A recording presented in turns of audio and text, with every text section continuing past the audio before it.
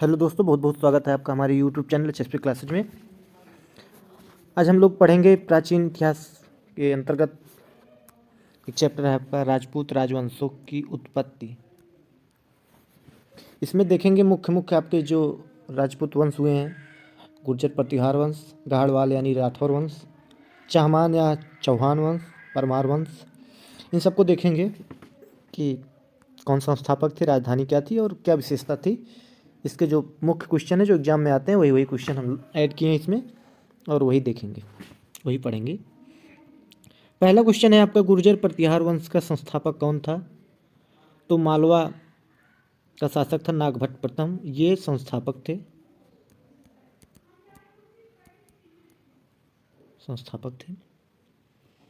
अगला प्रश्न है आपका कि प्रतिहार वंश का सर्वाधिक शक्तिशाली एवं प्रतापी राजा कौन था? तो मिहिर भोज प्रतिहार गुर्जर प्रतिहार वंश का सर्वाधिक शक्तिशाली और प्रतापी राजा था।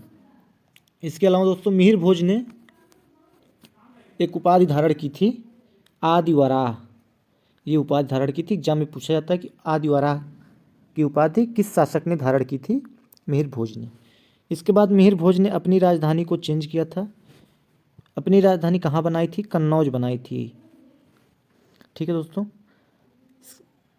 अगला प्रश्न है आपका कि इस वंश का यानी गुर्जर प्रतिहार वंश का अंतिम शासक कौन था?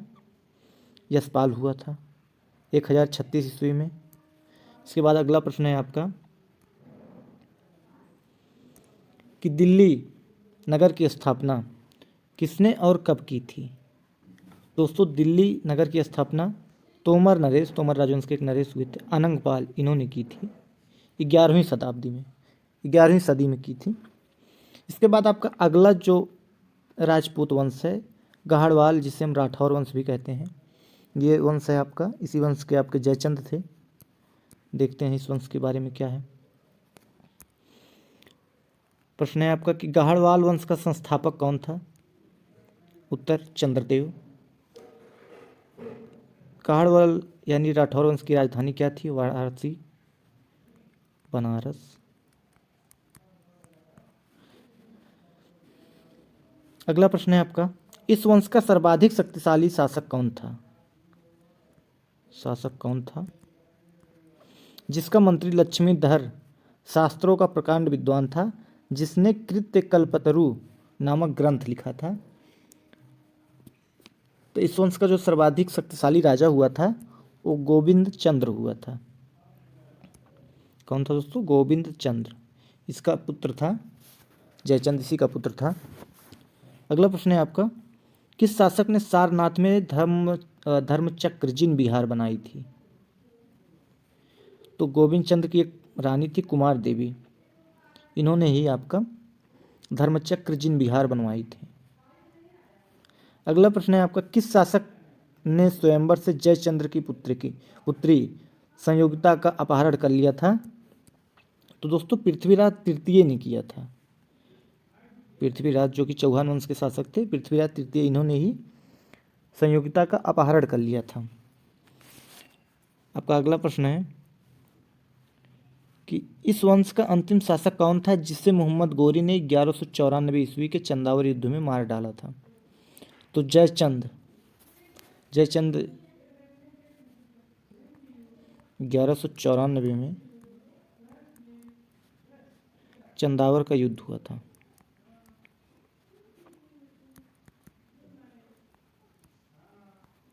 और इसी युद्ध में जयचंद की पराजय हुई थी। जयचंद कह लीजिए मारा गया था। ठीक है दोस्तों, आपका इसी क्रम में अगला राजपूत वंश जो है चौहान या चाहमान राजवंश। चौहान वंश का संस्थापक कौन था? मोस्ट इंपॉर्टेंट क्वेश्चन है। सब लोग जानते हैं कि पृथ्वीराज चौहान है, अधिकतर लोग गलती करते हैं एग्जाम में, लेकिन वासुदेव जो थे चौहान वंश के संस्थापक थे। कौन थे? वासुदेव। चौहान वंश की राजधानी क्या थी? प्रारंभ में इसकी राजधानी अहिछत्र थी। बाद में जब अजय राज द्वितीय इसके राजा बने चौहान वंश के, इन्होंने अजमेर नगर की स्थापना की और अजमेर को ही अपनी राजधानी बनाए।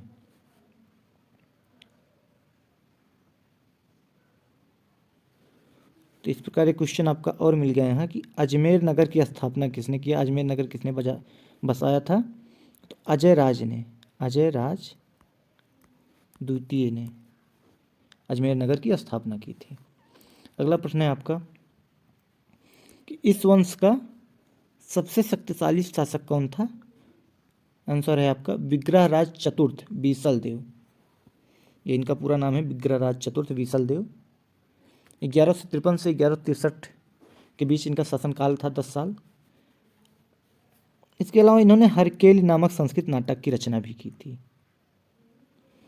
इसके बाद आपका अगला प्रश्न है सोमदेव विग्रहराज चतुर्थ के राज कवि कौन थे और इन्होंने कौन सा नाटक लिखा था?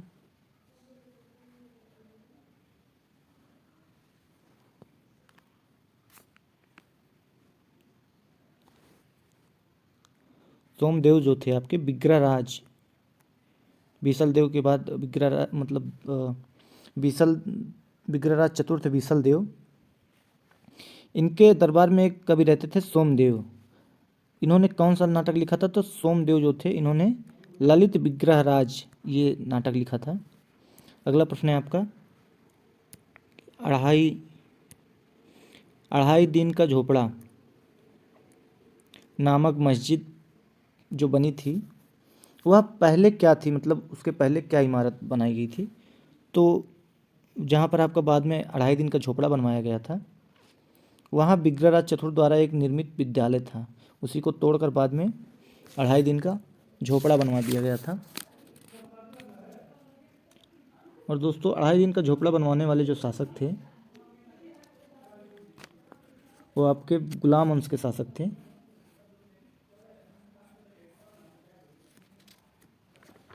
कुतुबुद्दीन ऐबक, इसको यहाँ एक पहले संस्कृत का विद्यालय था जो विग्रहराज चतुर्थ ने बनवाया था, इसको तोड़वाकर अढ़ाई दिन का झोपड़ा बनवा दिए या ढाई दिन का झोपड़ा बनवा दिए। कौन बनवाया था? कुतुबुद्दीन ऐबक। बार बार एग्जाम में पूछा जाने वाला क्वेश्चन है, कुतुबुद्दीन ऐबक मोहम्मद गौरी का गुलाम था। अगला प्रश्न है आपका कि चौहान वंश का अंतिम शासक कौन था? पृथ्वीराज तृतीय था। इसको पानीपत के द्वितीय युद्ध नहीं, तराइन के द्वितीय युद्ध में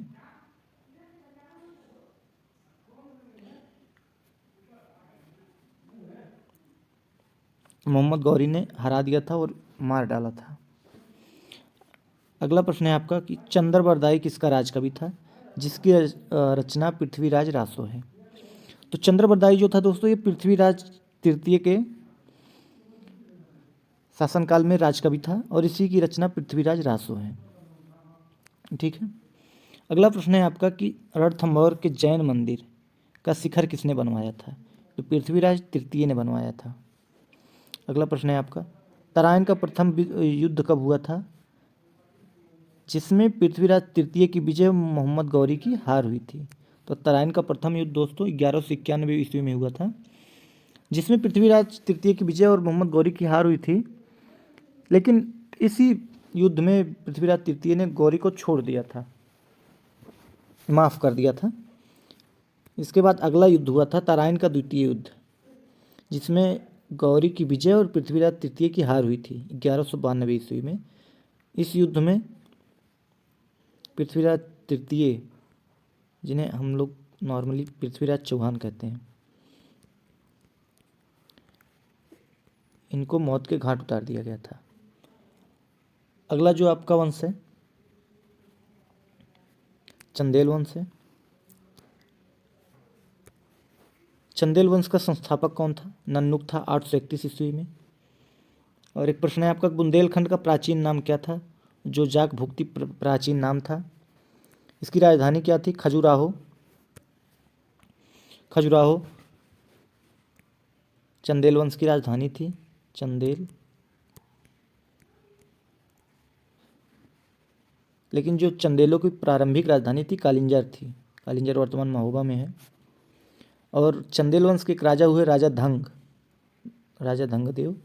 इन्होंने ही अपनी राजधानी कालिंजर से खजुराहो वर्तमान में एमपी में है, एमपी के छतरपुर में है, वहाँ पर राजधानी अपनी स्थानांतरित की थी। इसके बाद आपका अगला प्रश्न है किस शासक ने जिन्ननाथ, विश्वनाथ एवं वैद्यनाथ कंद्रिया महादेव का मंदिर, जिसका निर्माण 999 ईस्वी में हुआ था, करवाया था? तो धंगदेव। इन्होंने ही कंद्रिया महादेव का मंदिर जो है इसका निर्माण करवाया था। अगला प्रश्न है आपका, किस शासक ने गंगा जमुना के संगम में शिव की आराधना करते हुए अपने शरीर का त्याग किया था? तो धंगदेव ने किया था। अगला प्रश्न है आपका, किस शासक ने महमूद गजनवी की महत्वाकांक्षाओं का सफलतापूर्वक प्रतिरोध किया था? विद्याधर ने किया था। अगला प्रश्न है आपका, महोबा के समीप कीर्ति सागर नामक जलाशय का निर्माण किस शासक ने किया? कीर्तिवर्मन ने किया था। अगला प्रश्न है आपका, आला उदल नामक दो सेना नायक किसके दरबार में रहते थे, जिन्होंने पृथ्वीराज चौहान के साथ युद्ध करते हुए अपनी जान गंवाई थी? तो ये चंदेल वंश के एक शासक थे, परमर्दिदेव। यही आपके अंतिम शासक थे, इन्हीं के दरबार में आलाउद्दौल रहा करते थे। अंतिम शासक इन्हीं के दरबार में आलाउद्दौल रहा करते थे। और दोस्तों आला जैसा कि आप जानते हैं वीर रस की एक विधा है,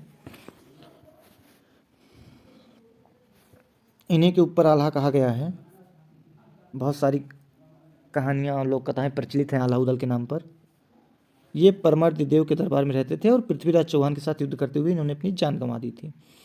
आपका अगला प्रश्न है, चंदेल वंश के किस अंतिम शासक ने 1202 ईस्वी में कुतुबुद्दीन ऐबक की अधीनता स्वीकार कर ली थी, जिस पर उसके मंत्री अजय देव ने उसकी हत्या कर दी? परमर्दिदेव ने। इसकी हत्या किसने की?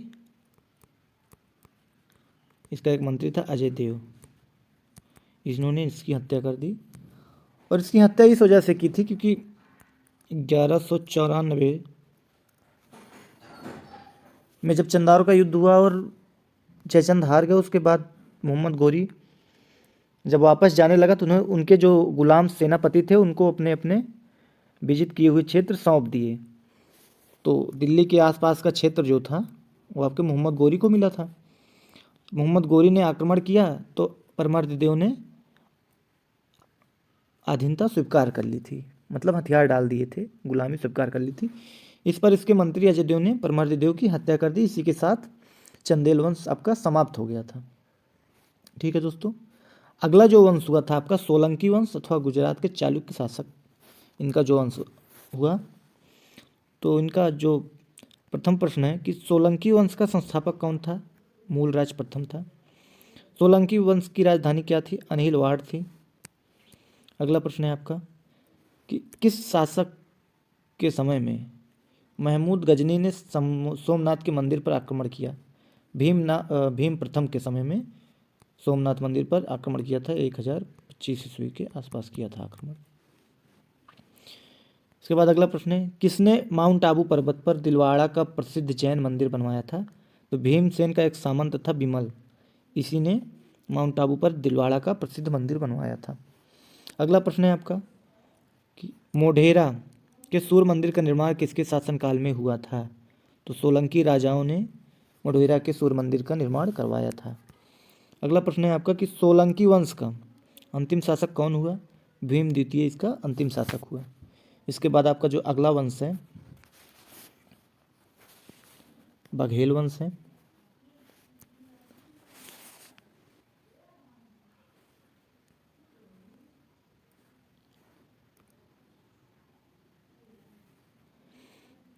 किसने गुजरात में बघेल वंश की स्थापना की थी?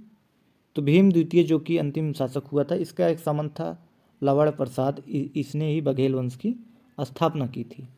अगला प्रश्न है आपका कि गुजरात का अंतिम हिंदू शासक कौन था जिसने अलाउद्दीन खिलजी की सेनाओं का मुकाबला किया था? तो बघेल वंश का ही कर द्वितीय एक शासक हुआ था, ये गुजरात का अंतिम हिंदू शासक हुआ था। इसने अलाउद्दीन खिलजी की सेनाओं का मुकाबला किया था जिसमें ये हार गया था। इसके बाद आपका जो अगला वंश है कलचुरी चेदी वंश है, इसके संस्थापक उक्कल थे, इसकी राजधानी त्रिपुरी थी।